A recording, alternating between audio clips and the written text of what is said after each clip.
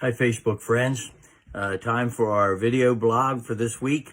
Last week I shared with you that we need to be faithful in whatever God calls us to and that He brings the results. Well, I felt like I needed to follow that up with what it may mean or what it might look like to be faithful when God has a call upon our lives. And I'd like to share with you today about Thursdays with Joyce. Some of you may remember a book written by Mitch Albom, and it was called Tuesdays with Maury. It was made into a movie as well.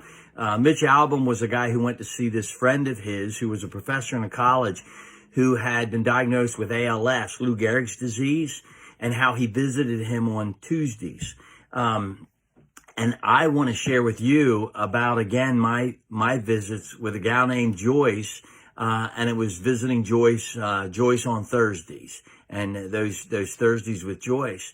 I started out knowing Joyce from a distance. I was taught in elementary school where her children came through. I didn't have them in elementary school, but then when I switched to Swift Middle School, they came to Swift Middle School, and I knew them at Swift, and I knew her from the PTO in the elementary school. I also knew a little bit of her story because in 1991, she and her husband Gary both were diagnosed with ALS, Lou Gehrig's disease. Gary passed 2 years later in 1993, the same year that I became a pastor. Joyce continued to press on with her Lou Gehrig's, with her ALS. Her sister, Joan, at the time was worshiping at Wesley Church. We used to tape our services on cassettes, and she had been taking the cassettes to her sister. And so Joyce was listening, and at one point, Joan said to me, "Would you visit my sister Joyce?" And for those of you who may not remember, you young people may not, this is the cassette, this is the tape, and we taped our services, and then what I would do on Thursdays, every other Thursday, I would get the tapes from the previous 2 weeks, and I'd take them to Joyce, and she'd listen to them, and then we'd discuss them the following week. Typically, when I start out giving care to folks, where we know it's a long-term care, or where we know that we're looking to help out in some way, I'll say, let's do 3 visits. And if we feel like this is helping, then that's a good thing. And if not, I'll refer you and see if I can't find someone that can help meet your cares. And following up last week's, we need to be faithful. I want to tell you some practical things that this lady, that Joyce, taught me about pastoral care. Remember, I'm new to all this, and it's like the mid-90s now, and she's been diagnosed. She's been living with ALS for 3, 4, 5 years. She's lost her husband, and I'm wondering, my goodness, what can I bring? What can I possibly help out with? And I went, though, and I remember the trepidation of walking in.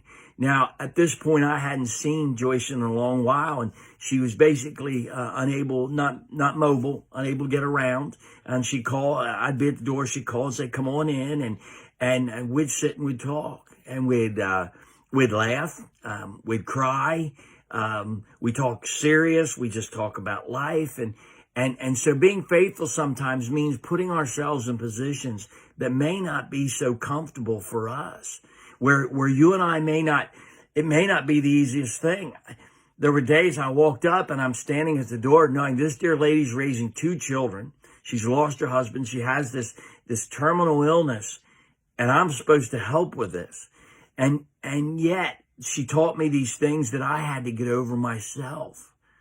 And I had to get over me and not be so self-concerned and self-conscious about that. That when we're called by Christ to be in ministry to those with need, that we can't be concerned with our stuff and who we are. And it may not be so comfortable. Sometimes, folks, I need to tell you, I've heard people say, "Well, I don't want to go visit them because I don't want to see them like that, because I don't want to remember them like that." Really? Really, that's our biggest concern, is what we're going to remember? How about their need right now? And Joyce taught me about that. She was wonderfully direct. She was wonderfully forthright. And She taught me to when I go and meet with folks that are in such dire straits, to simply ask, would you like to talk about your illness? Or would you prefer not to do that? Would you like to talk about heaven? Or would you rather wait and we'll talk later? And she pointed those things out. She pointed a practical thing out to me. She went to one of her kids' events one day, and someone come up and talked really loud and bent over to her and talked like a child and was really loud. And they were saying, how are you? And all that. And she stopped them and she said, I'm in a wheelchair and I have ALS, but I'm not deaf. And just the practical nature of giving care. She taught me those things. She allowed me to see those things. She also got me to a place, Joyce, because of the ALS, at times would laugh and her saliva would come out of her mouth, or maybe she'd be crying and there'd be tears and all kind of things. And I certainly didn't want to see her and like that. And I'd take a tissue and I'd go and give her the briefest of care.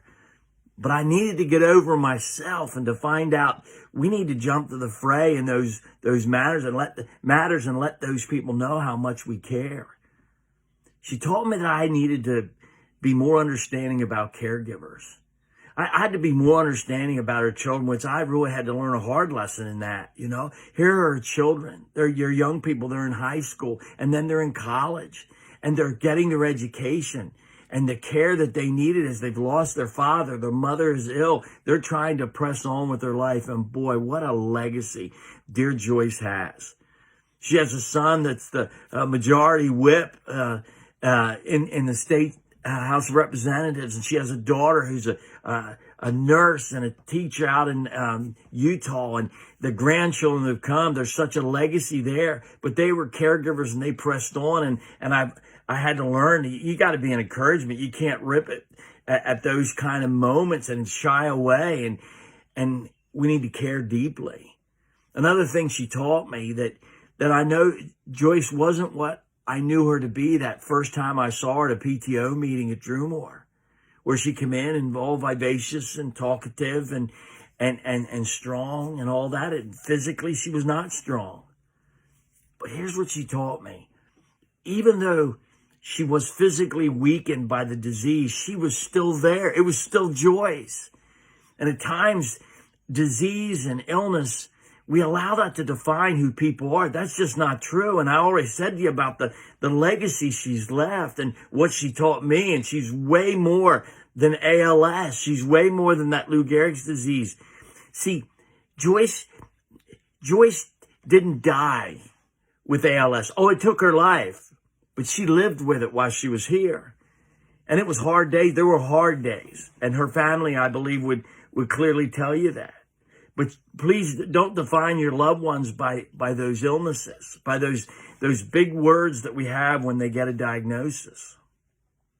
I want to just simply challenge you and let you know that if we're going to be faithful, we're going to find ourselves in uncomfortable places.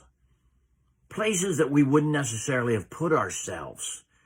Places that we need to get over ourselves. Because we're called to give care and to love. And Joyce taught me those things.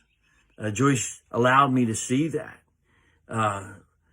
Once again, the challenge, I guess, for each of us from last week, if we're going to be faithful, let's hear from the Lord. Lord, where do you want me to be today? Might I make a difference in someone's life today?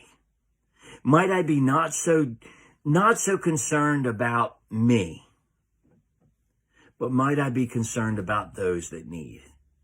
Simply a word of encouragement, ears to listen, and a heart to care. God bless you all.